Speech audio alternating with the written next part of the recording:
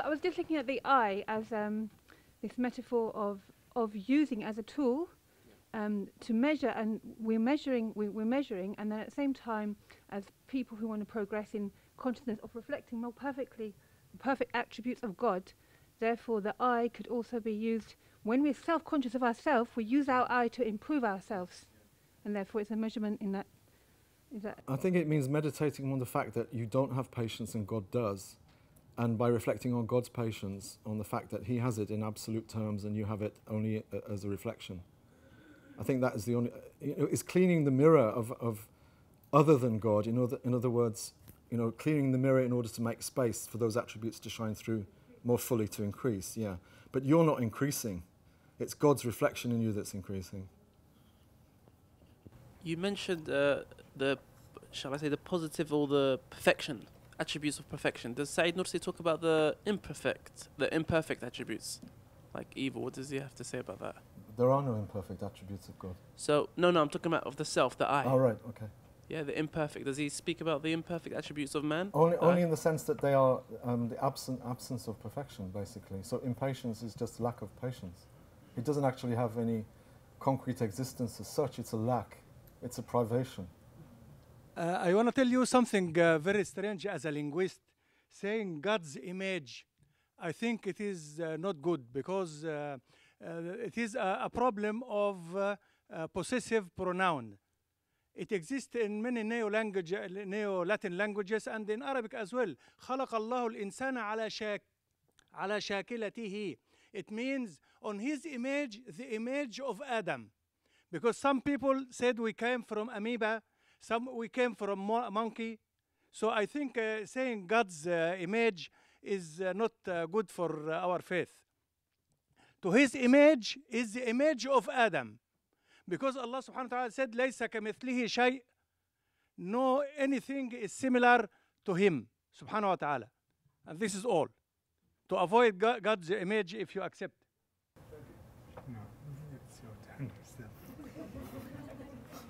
I don't have any problem with talking about God's image, and I don't have any problem about talking about God's face or God's hands. I think we have to understand them metaphorically, and I think also that the notion of being created in God's image, I know it has maybe a nasty taste in our mouths because we've heard it so much from Christian theologians.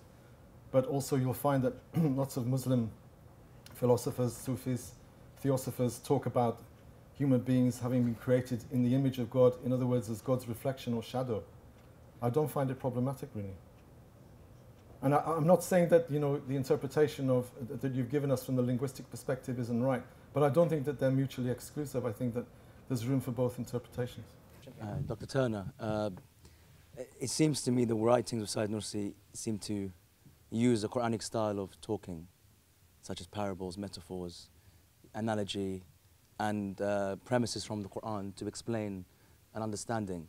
So could you, would one interpret this, if we were to look at it as a reviver or a revival of thought, not as original, I don't think he ever claimed that, and not as something very unique to Turkey or to him, but to a revival of Quran in discourse, in language, to conflict or to indirectly argue with the assumption of scientific method as being a complete or verifiable or truthful understanding of reality. That's what it seems to me. That the Quranic use of, what I mean is, did he intend that? Or was it just that he adopted the Quranic style? And the reason I ask, and I'll finish here, the reason I ask is because since that era, it seems to me people are trapped in the assumption of truth of the West. The assumption that science is truthful, essentially, and that's not true. By science's own declaration, it's hypotheses. And it seems that his real contribution is to revive what has been known before, the use of the language and style to demonstrate the source of truth in logic is not necessarily just material understanding. Karim can answer this much better than I can. I know that the next room is not able to hear the questions. I will repeat your question because it has the answer in it, and it's a beautiful question. Our friend here asks and says, it seems that Sayyid Nursi actually revived not something new, but the language of Quran, the system of logic of Quran, the system of Quran in representing the absolute truth. And Nursi, in his interpretation of the Quran, didn't use a language of his own, but actually he used the strategies of Quran in its sense. The answer is in the question, and Nursi himself said several times, and the answer has a link to Dr. Collins' explanation of man should be a mirror to God. Nursi made the same sentences also about interpretations, exegesis and the Quran. He said books written about Quran should be a mirror to the Quran and not themselves stand there and saying something. And he managed to do this in the Risale-I Nur collection.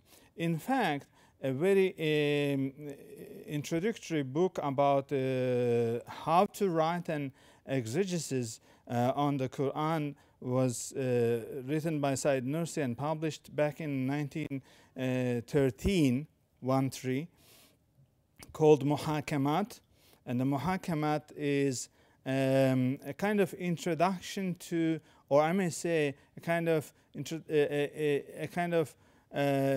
methodology of exegesis making or interpretation. And in that book, the book is 3 sections, particularly the 3rd section is about the eloquence of language. So Nursi uses both Arabic poetry and Persian poetry there in order to show how to express feelings, the logic of the language, and he reaches to the Quranic eloquence. And in fact, the next book that follows is Isharatul Ijaz, meaning the science of miraculousness or science of inimitability. And that book is the very first book of his exegesis. Unfortunately, that exegesis was not completed because of the conditions of the First World War. The Risale-I Nur followed later on, and Nursi said that the Risale-I Nur actually filled the gap of that book that was not written, that was not completed. All over the Risale-I Nur, we find Said Nursi reviving the language of Quran, the style of Quran. Well, actually, I have to say, I presented the chronotypes, and a part of my presentation should be the Quranic chronotypes. And what Nursi is doing is actually reviving some of the Quranic chronotypes that were left altogether in the Islamic sciences and literature. So the question is clear, answer is in it, but I just wanted to make it more clearer. Thank you. Hello, Assalamu alaikum. I have a question there. It's actually aimed at Dr. Turner, but you are all welcome to contribute to it. I'm trying to understand when you mentioned this idea of this Said Nursi being a social cultural reformer. A social cultural reformer. You can hear this? A social cultural reformer rather than a religious reformer.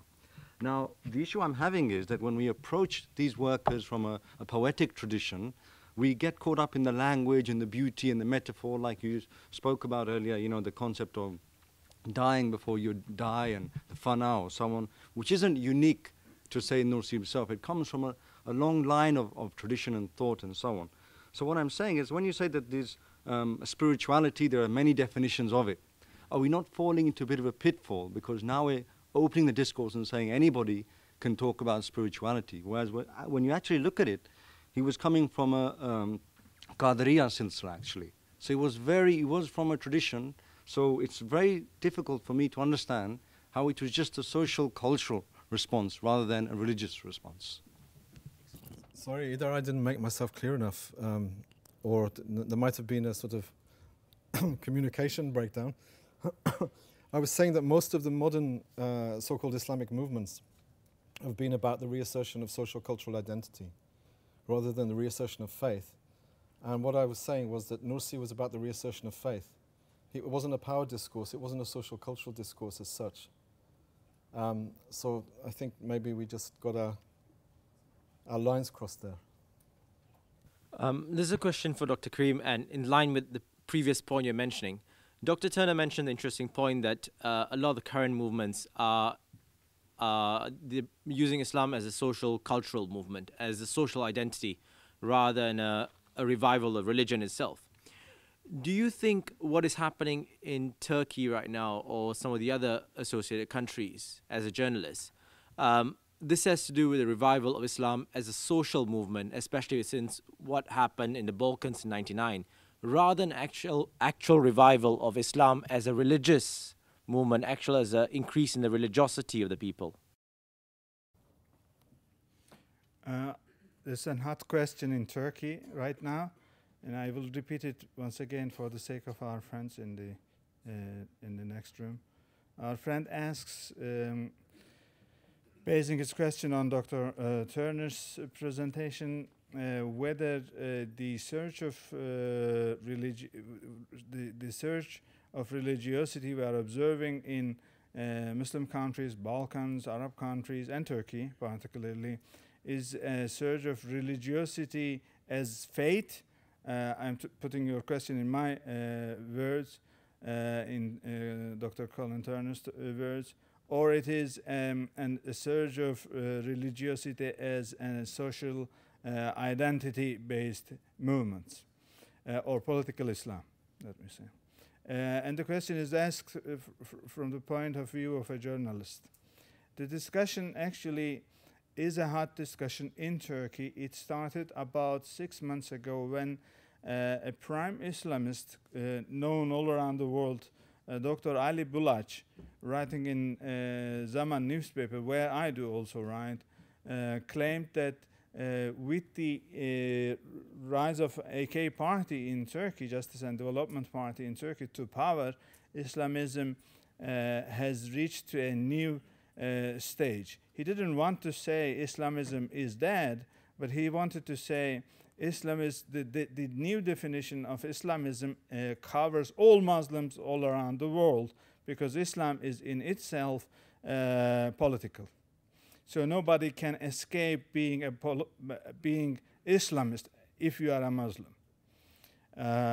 In turn, Mümtazer Türkene, who did his PhD on Islamic political movements in Turkey and around the Muslim world, again in the same newspaper, claimed that Islamism is an ideology that belongs to the opposition. When they come to power, Islamism is dead. The discussion still continues on. Many people contributed to the discussion, but I never wrote anything on this issue. But my observation is that neither one of these camps are completely true. Ali Bulac says that the spiritual energy of youngsters on religious issues, for example, praying, humbleness, not gossiping, good manners, are going down, whereas Islamic finance, building Islamic institutions are going up. He criticized the AK Party for turning Islam as worldly religion, this worldly religion, and forgetting the spiritual dimensions of Islam. He actually made it a personal issue and spoke about dressing styles of wives of prime minister and president and so on, but I won't enter into this. But there is a fact in the issue that as the Islamists, I'm not going to say Nursi'S or other movements that take Islam as a faith and not as an political ideology, as Islamists came to power, became richer and richer, they are, of course, losing the original synergy, I may say, or just say energy. But on the other hand, don't we see also an increase on faith issues? Don't we see also an increase in intellectual activities that deal purely on the faith side of our belief?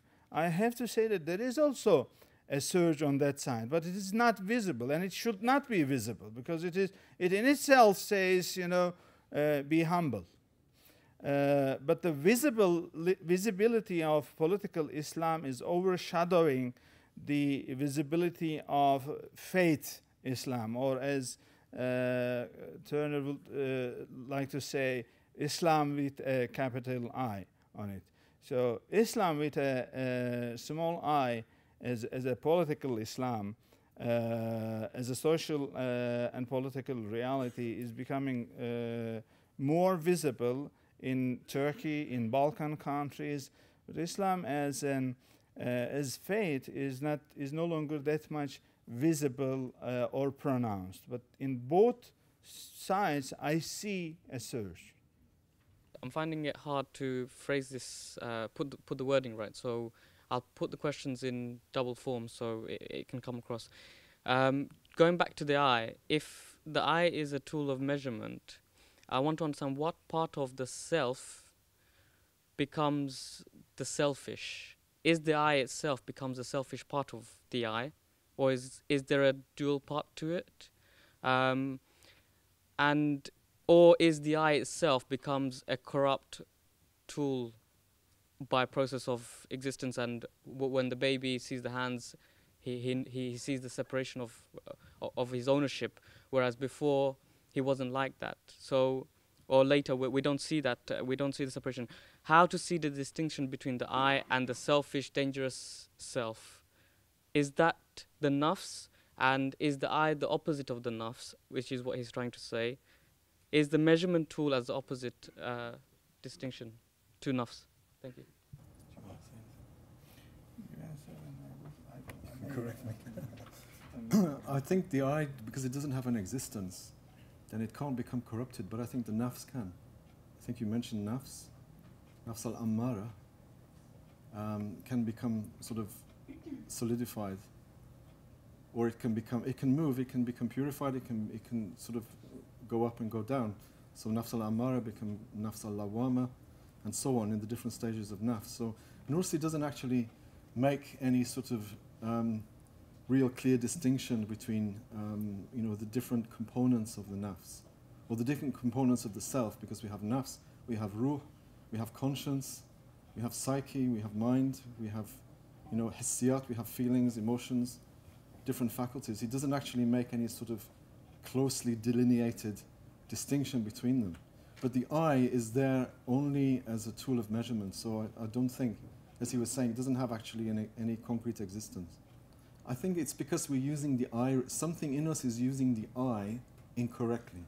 So the eye is, as far as I see it, the eye is immune from becoming corrupted because it's only a unit of measurement. A kilo of apples can become rotten, but a kilo can't become rotten. That's not maybe a brilliant analogy, but a unit of measurement, it's how it's used.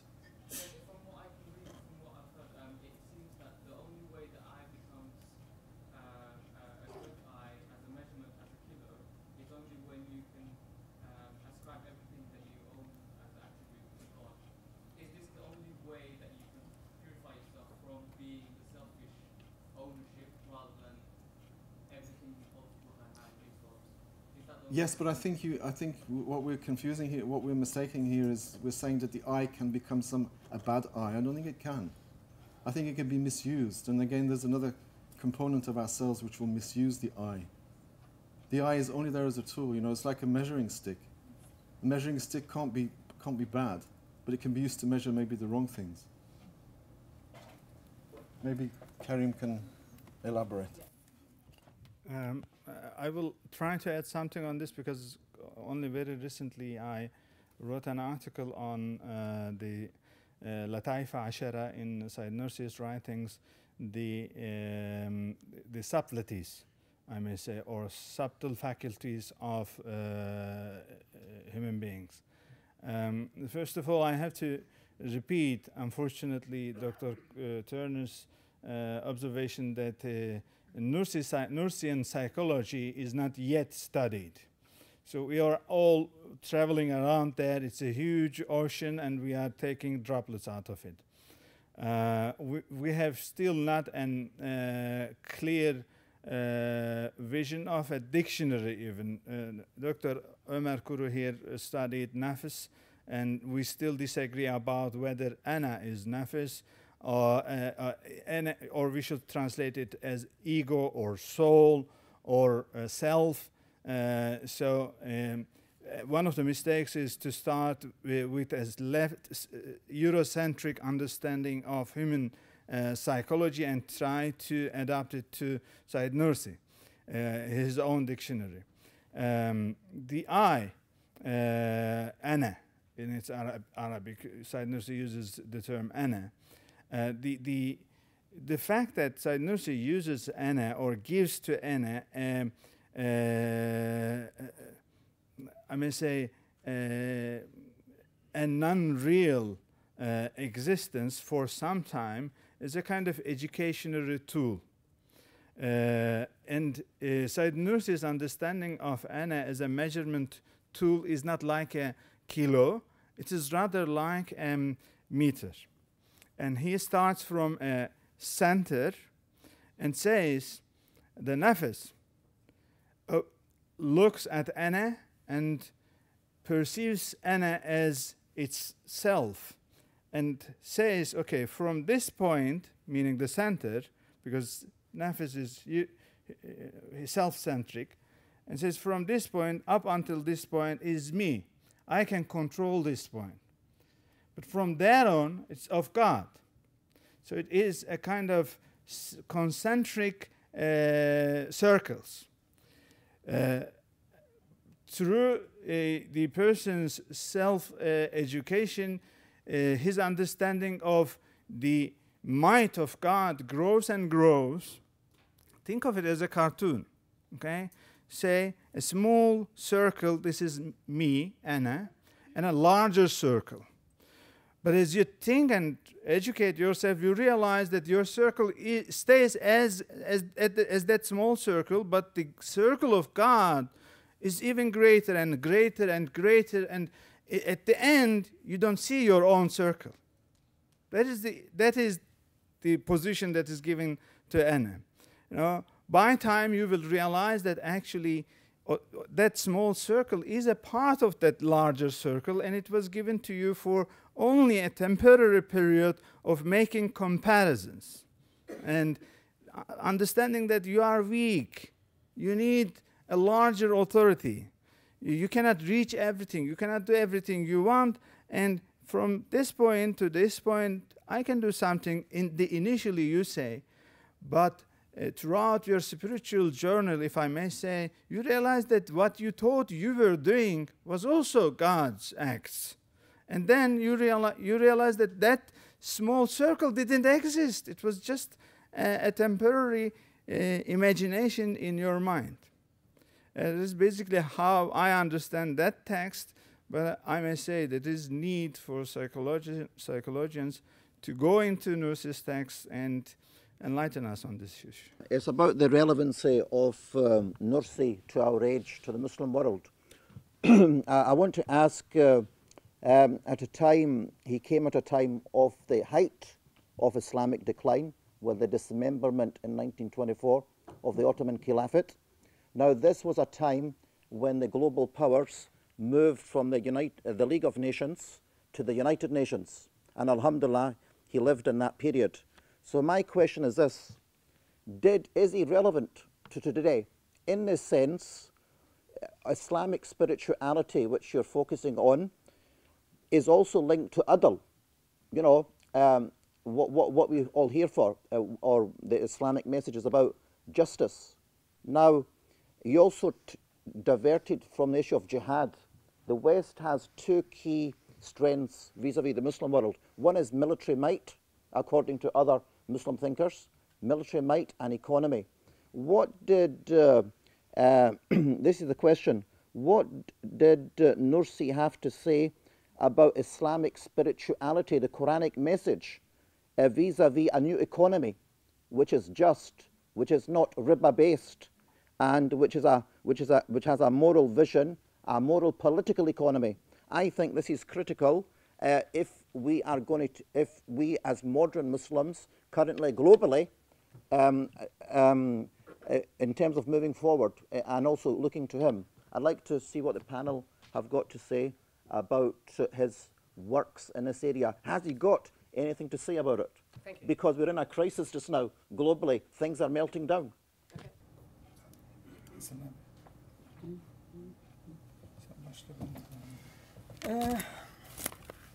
Right. Actually, you'll find the partial answer of your question in the afternoon session when we do examine, critically analyze his Damascus sermon, which was written in 1911 or 1909, in different sources. From his early, we'll talk about yesterday and today and try to make connections. It's been like a century, 100 years since he talked or preached his Damascus sermon, and we'll still find answers to today's problems. But before that, before we do that in the afternoon, what I can say that from the early ages that he identified three enemies, three biggest enemies, if we can say, that still exist in today's world. He said that we have ignorance, poverty, and disunity among us. And we shall wage a holy war against them by the means of material progress and learning or education, as he proposed, as he made his proposal on Madrasatul Zahra, and unity among us. They still remain valid in today's world. What is important is that if we don't practice these things in lives and pass the message to the masses, it will remain in the pages, in the text. If we think that we are lacking the sources, financial means or money to overcome this so-called the Muslim backwardness, I think we are mistaken. Let me just tell you one example from my attendances of the conferences all over the world. Once in America, that three of us, an ex-advisor or consultant to Father Bush's administration, a very well-known Muslim professor in America, and myself as a humble PhD student in his second year, were sitting around a table like that and talking about the 9/11 attacks. And he said that, look, this is not that simple. He said that you can't just do this act by 500 or 50 commandos or military soldiers from the Afghanistan mountains. You have to have 500 people down here in the States, 500 in the Europes, and maybe 5 or 5,000 in Afghanistan or whatever. Anyway, my point, I'll try to make a point. He goes, and I just asked him the very basic question I think every Muslim would have asked. I said, who are they? I mean, who did that then? He just disregarded my question. And he went on to explore the ideas that he said that, look, you don't lack the sources, financial sources. We know, we have this statistic, how much money the Muslims in the world have in their resources, and the Jews have. But as long as they run the media, as long as they run the televisions and newspapers and gave names like Washington Post and etc., you'll get slaps from them. You have to pay the money, buy over these things, and etc., and then may overcome. This land, it's in innate nature in America that everyone pays a price, he said. Indians paid one. We did. So did we, he said, that in the so-called northern and southern wars, internal wars, and etc., Now it is your turn, he said. You'll either succeed and settle here, or you leave and find yourself another place, he said. But based on the material sources and etc., I've got the idea, so we've got some means, some financial and economical means that they got the statistics. And in another conference, John Esposito gave a keynote speech and said that, look, behind the doors in the White House, they are just laughing at you, making mock of you.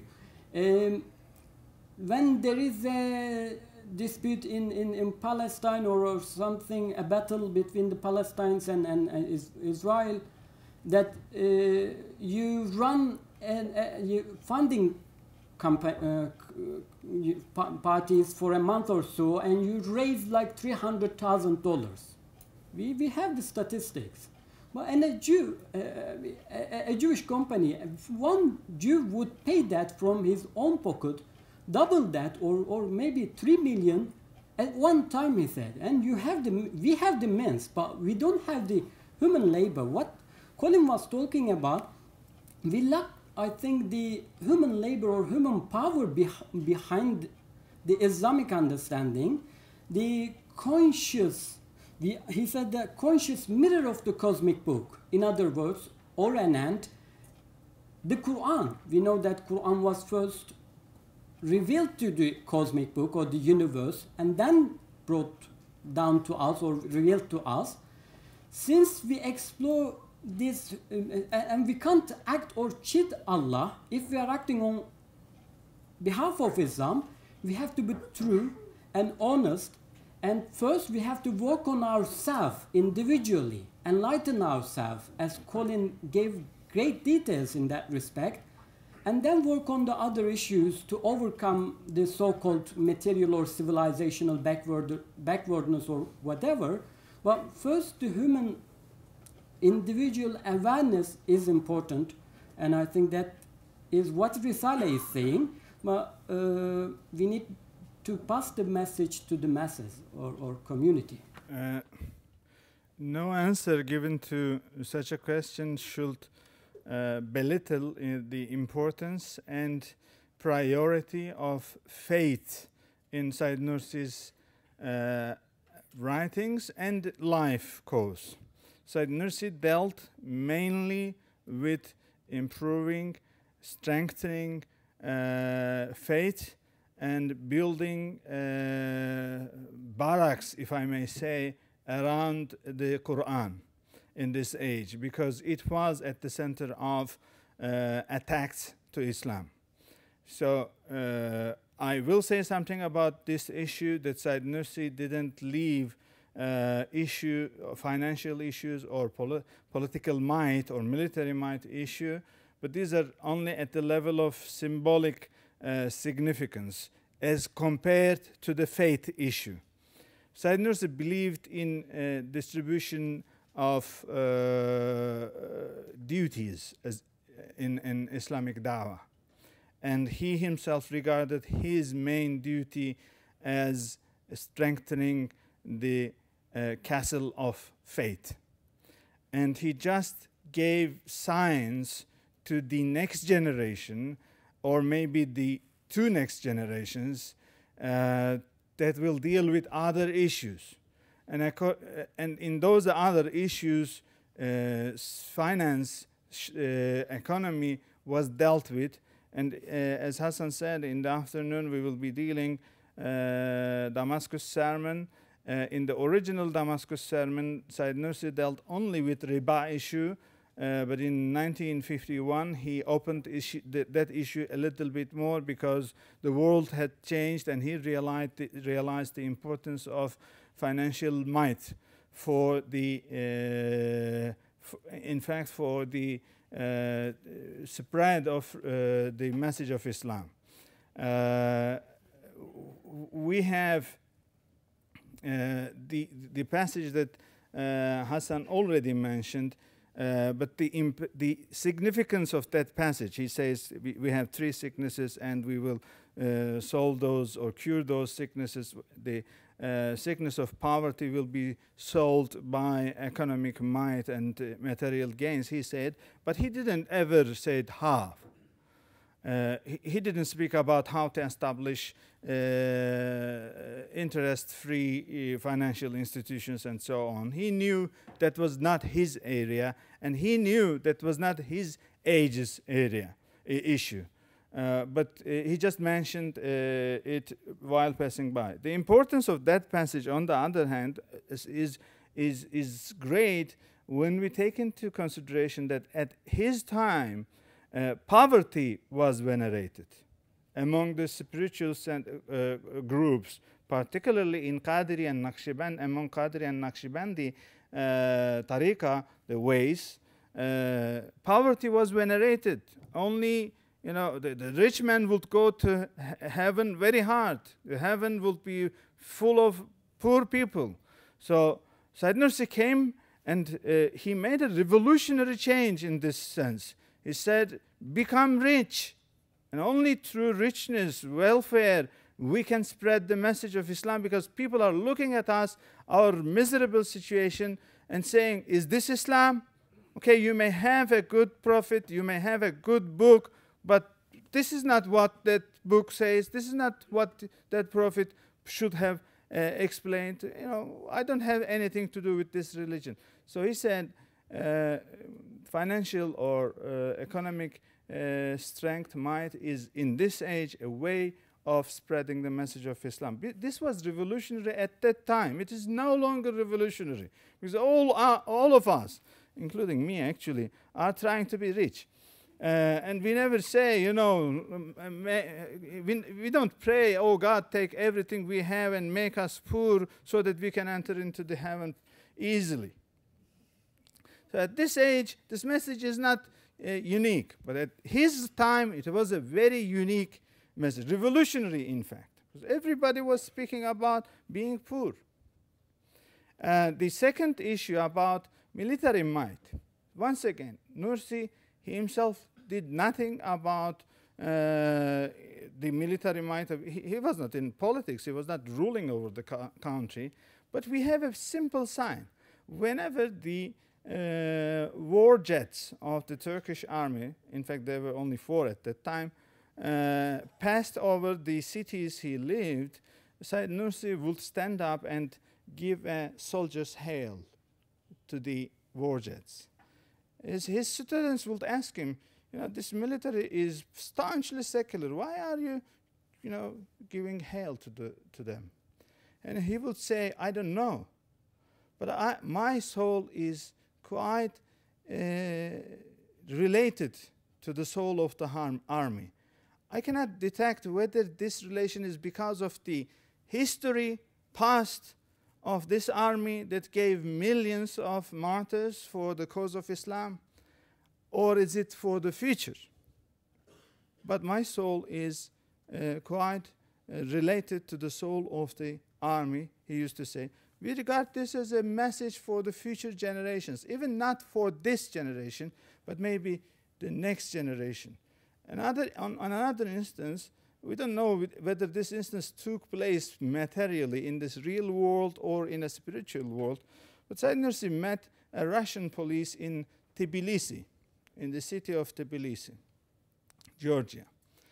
That land was not Turkish land at that time, and there was no other specific reason why Sayyid Nursi should have been there. In fact, turning back to the chronotype, it's an adventure. It's a timeless adventure. How many days he should have walked to Tbilisi from Trabzon, where we don't know, and how he turned back, we don't know again.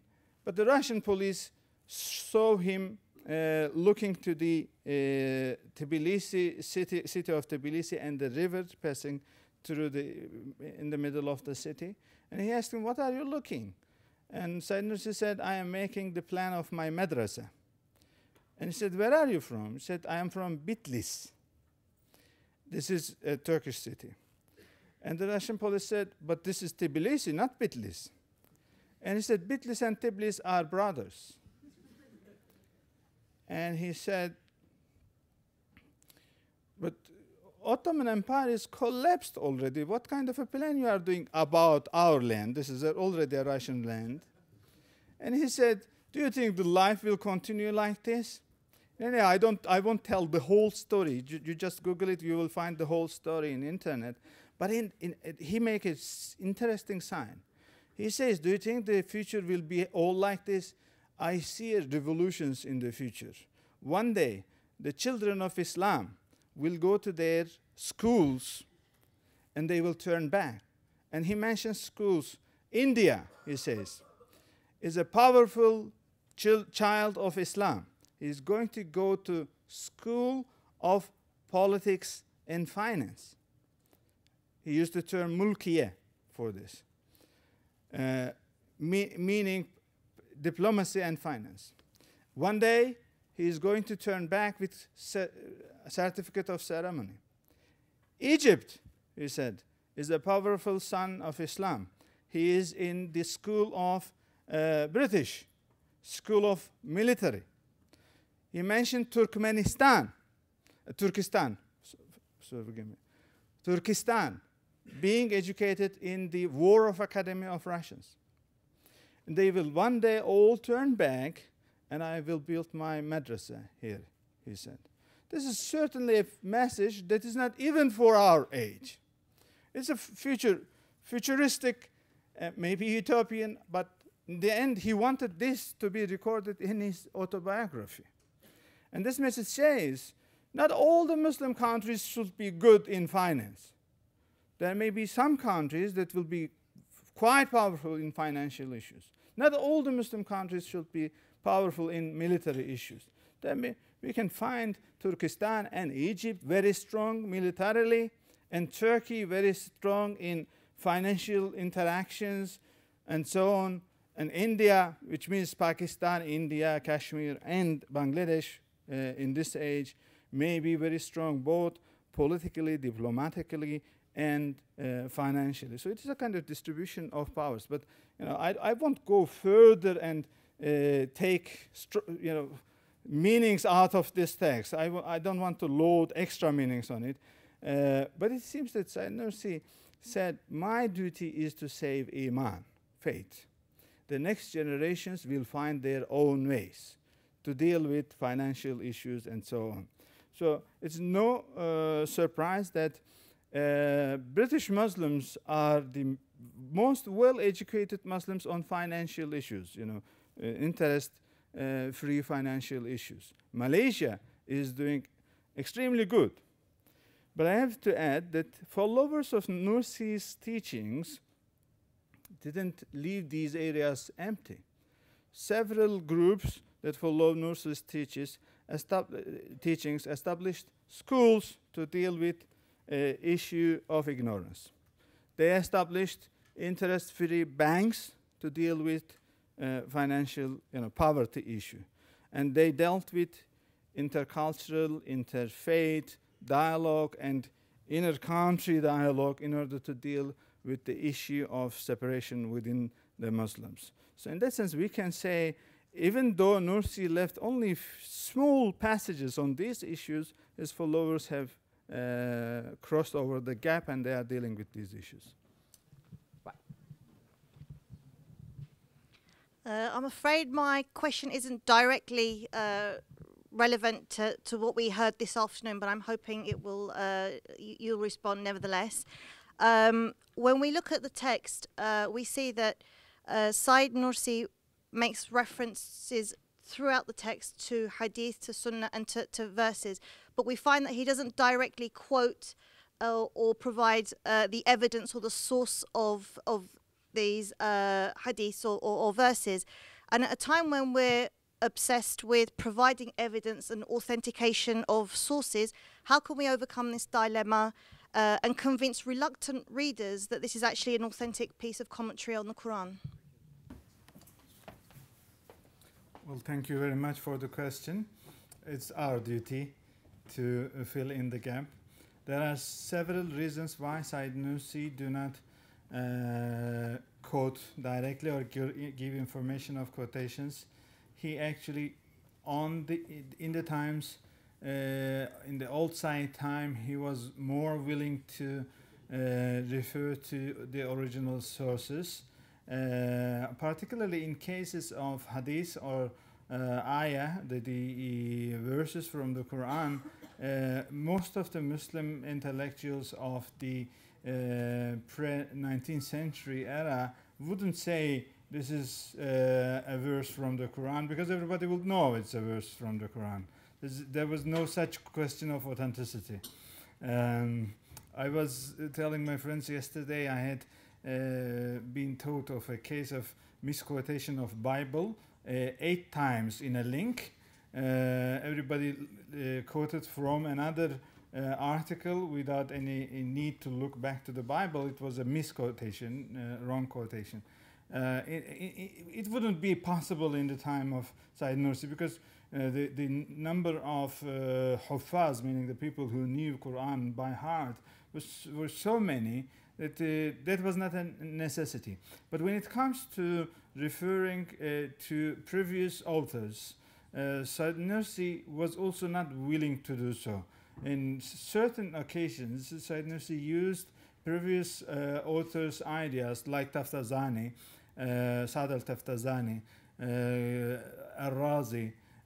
Only once in the New Side era he referred to a book by Giorgiani, and a few books when it comes to the direct interpretation of the Quran, not about life, but what does this word mean?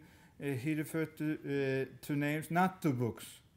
You know, very rarely we see Said Nursi referring to books. This was intentional. He was trying to put, if I may use his allegory, his mirror directly next to the Quran, without any other mirrors closing the way in between the two. So he was trying to say the Risale are actually a mirror for this age, put directly in front of the Quran.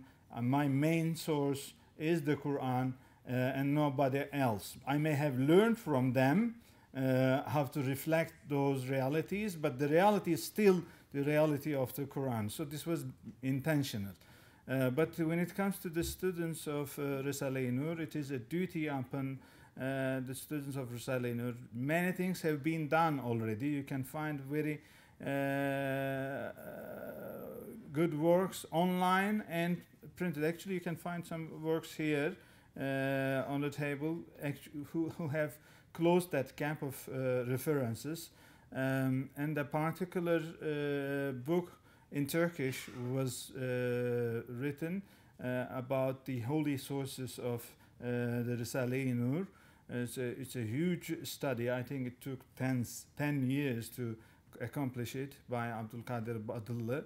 There he looks not only to the verses and hadith, but also to certain books or classicals of Islam.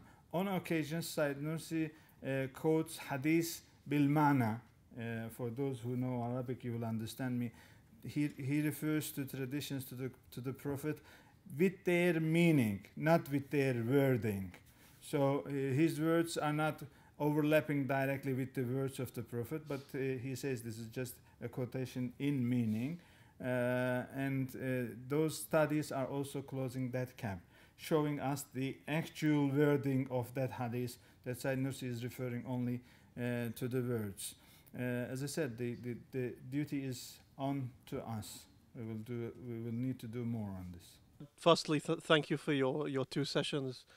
If I could take you back to the first one, you made the criticism of many of the so-called Islamic movements that they're preoccupied with Islam as a socio-cultural identity, and you made the distinction between them and Nursi, who is more concerned with faith.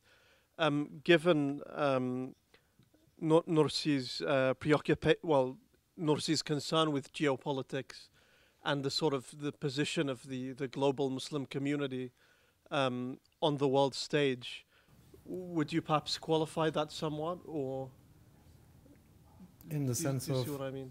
You said you had the preoccupation with global I mean, the politics. sense is, I mean, perhaps I misunderstood you, but I got the sense that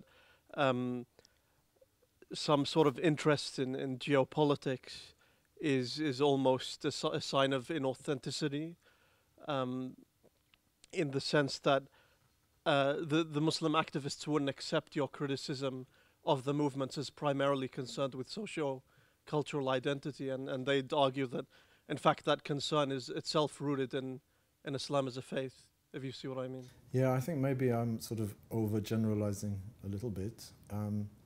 But Nursi wasn't disinterested in global politics, but he said that the priority is to strengthen the self, because any kind of interest in geopolitics is not going to be of any use if you haven't got your own house in order.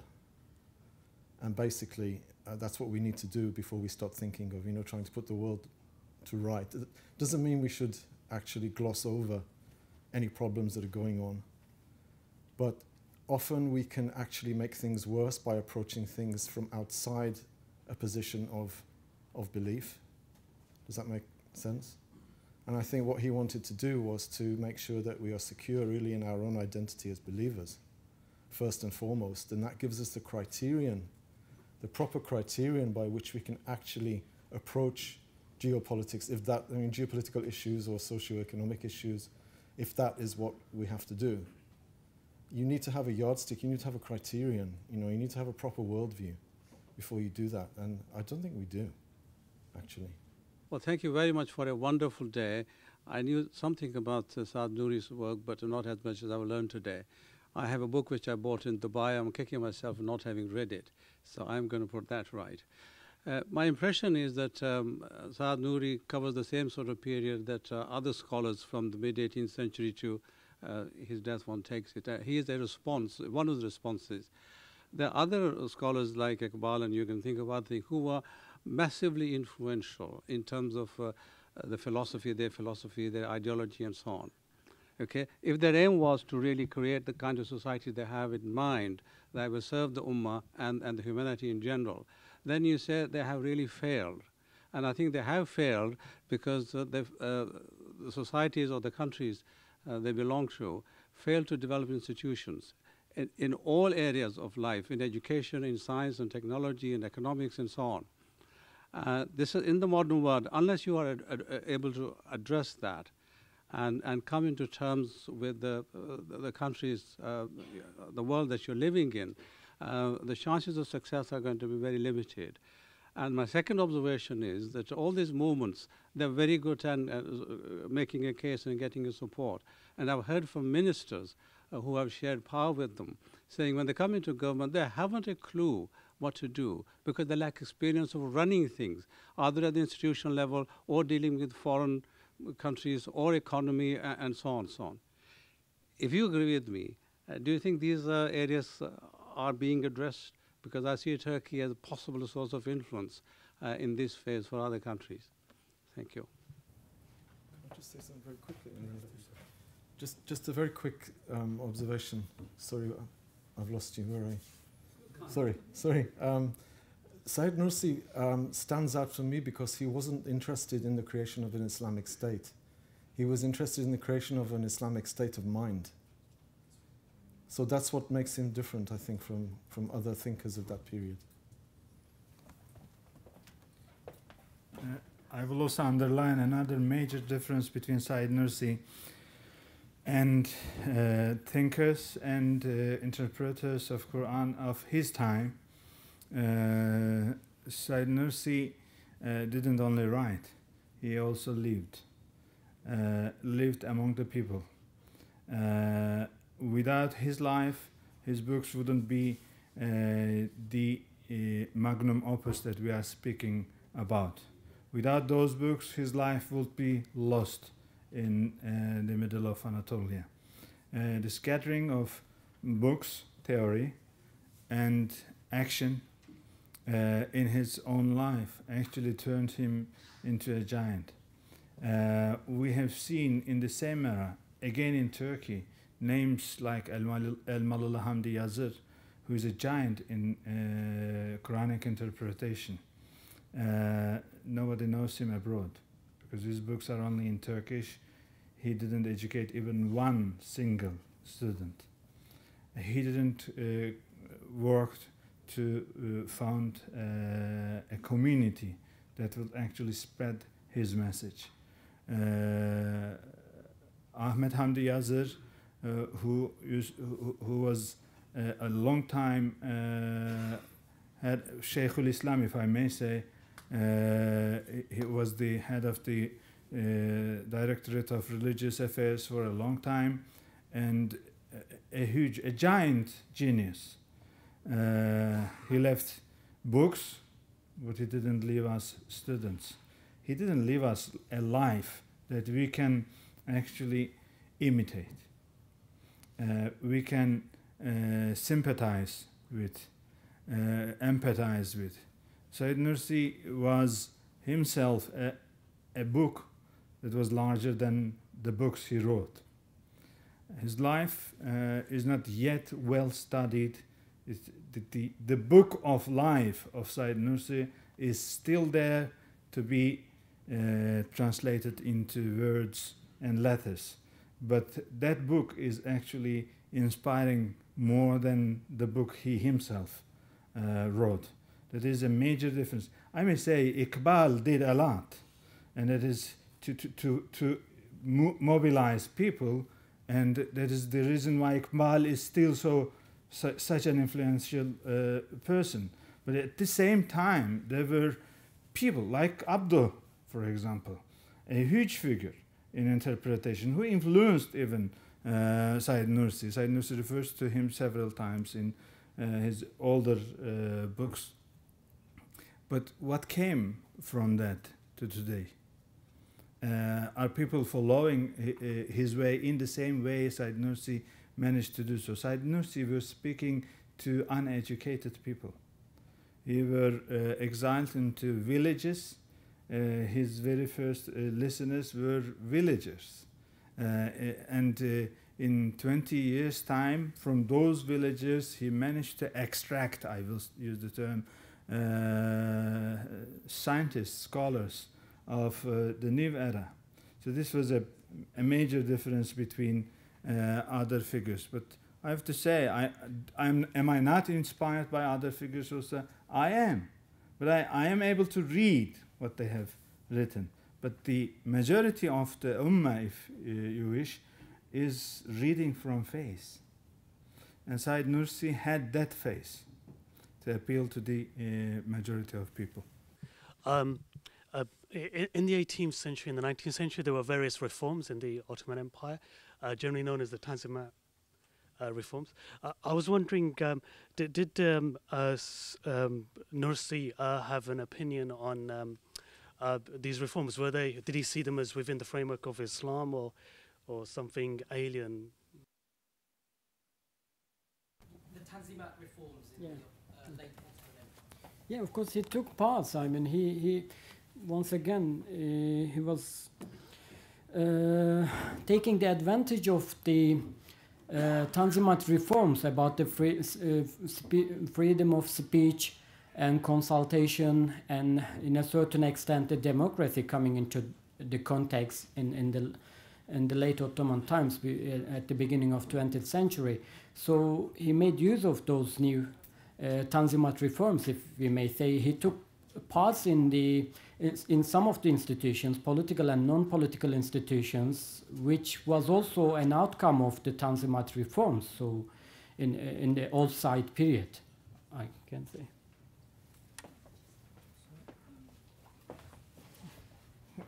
Students of Ottoman history usually they don't like to say just Tanzimat period and the demise of the Ottoman Empire. There are several periods after the Tanzimat era. Tanzimat era refers back to 1839, starts there and goes up until 1876, when the first constitutional era started.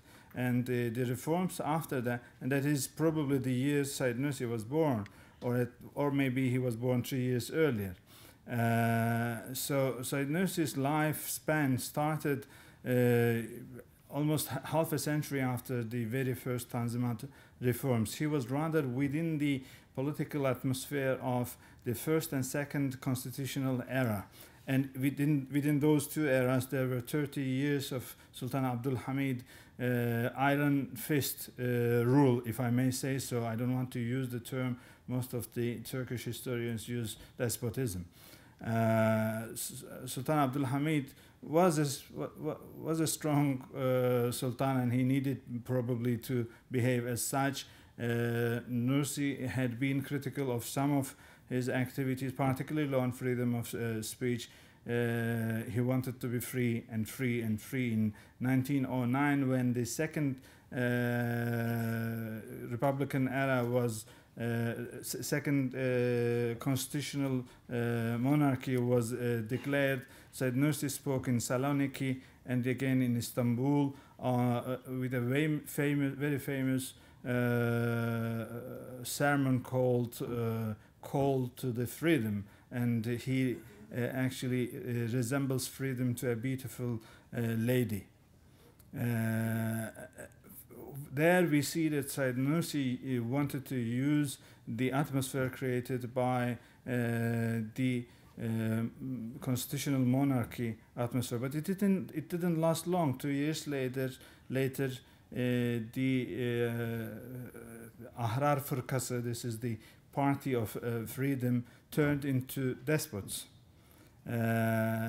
Still, Said Nursi had good relations with one particular name within the troika of Ahrar Fırkası, Party of Freedom. This was Enver Pasha, and through his links with Enver Pasha, Said Nursi continued to promote constitutional monarchy in eastern provinces of Turkey. He traveled particularly between 1909 and 1913 in eastern provinces. Actually, his visit to Damascus was a part of his travels in the eastern provinces. He was trying mainly to convince Kurdish tribes, but he realized that he had to say something to the Arabs also, so he moved down from Mardin and went to Damascus. All along these times, he sincerely promoted constitutional monarchy, but I will repeat what I said in my second presentation. If he knew about democracy, he would say democracy and not constitutional monarchy. So whenever we read his memoirs or his books of those times, we can just erase constitutional monarchy, which is irrelevant for today's Turkey. It is here. It is relevant here, but not in Turkey. So we can change those lines into democracy, not liberal democracy, but to democracy certainly. So in that sense, Nursi took part in those reforms, but then realized that the governing party was not sincere, but still continued on his sincere understanding of constitutional monarchy. We see Nursi traveling around in the northern tribes and trying to convince the leaders of tribes about the rights of minorities, religious minorities, Armenians and Greeks, and the right of an Armenian to serve as a minister in the cabinet at that time. This was something alien for the Kurdish tribes at that time, and he managed to convince them. But then later on, we see in the Republican era speaking about himself and saying, I was more Republican than any one of you were born, when he was speaking in the courtrooms, when he was accused of being anti-Republican. So we always see that whenever a higher level of political entity that promises more justice and happiness to the human beings, Said Nursi endorses it. When you say constitutional monarchy, you mean like in Britain or in Jordan, for example? Yes, indeed. Yes, indeed. Like in Britain or Jordan? The constitutional monarchy at that time meant there would be a sultan. He would be still a strong political figure that can veto some of the laws, but there will be also a prime minister that will run a government. This is quite similar to Jordanian system, I think. I'm not well read on British dynamics. Here the Queen is almost symbolic. The constitutional monarchy in the Ottoman era was not that much symbolic by means of the Sultan himself. He still had an influence on governance. But still, I say, if Nursi had an experience of better standards, he would endorse them. In modern-day Turkey, how influential is Nursi across the religious groups? How much religious authority does he still carry? And secondly, were there any serious criticisms of his Risale-I, especially by those with takhassus in tafsir, any of the traditionally trained scholars in tafsir? Thank you. Of course, Nur society is a big society in Turkey. Those who are familiar with Turkish context, that Nursi's writings influenced many other movements in Turkey as well, especially the Hizme by Fethullah Gulen, that he influenced to a certain extent one way or another, and they are very influential in Turkey. And the second part was, what was it? Oh, just to say that, also it goes to, I think, Ignor Abla's question, that those not familiar with Nursi's commentary, the treatises, it is not an atomic tafsir or atomic commentary in a literal sense or academic sense, that it's not verse by verse commentary on the Quran. It's a thematic commentary like Mevlana's one, Mesnevi. And in fact, in one place he says that if Mevlana was to be here at this time, he would have written the Risale-Is, in other words, the Epistle of Light. And if I were to be in his time, I would have written the Mesnevi, he says. Unfortunately, I don't think there are so many critics yet on Nursi's writings. That is one of the lacking things. When I first started doing my PhD, my supervisor asked me to go and do some readings on Nursi and what is written so far and etc. And I've gone and come back in 6 months, and I said that, look, there is almost nothing written on Nursi apart from Sherif Mardin, who is again a Turk, at the time used to live in the States, a professor of sociology, written a good book, in academic terms, if we may say. Nothing much has been written, but since I did my PhD, many things have changed. Now there has been many academic studies undertaken on Nursi, still ongoing ones, and start to critically analyze, engage with his writings, but not, I would say it in a way to an extent like Sayyid Qutb's tafsir or some others. So we need some good critical analyzers or criticizing Nursi's writings in a way. My question is general, any of the speakers. If, for example, if I want to know about this Risale-I collection, it's a very huge collection, and I cannot, read all of it at once, in one time. If I know better to cite Nursi and his works, which books you recommend me to read?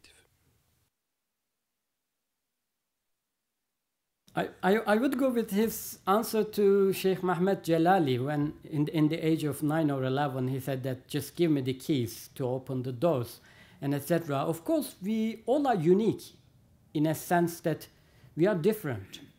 We have to choose what it suits to our nature in a way. But since you asked, and once I've listened to a learned scholar on Nursian studies, he advised that one needs to start from his official biography to have an idea about what he's gone through, and then maybe start or proceed with sözler, the words, and etc. But I would agree that for one to be familiar with Nursi and his works, I think needs to study, but depending on your situation and background, his official biography, I would say.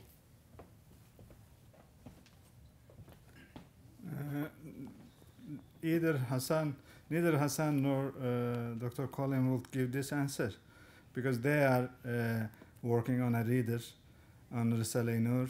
Particularly, Colin spent years of his life to prepare a reader. We are hopeful that it will come out in May or June this year.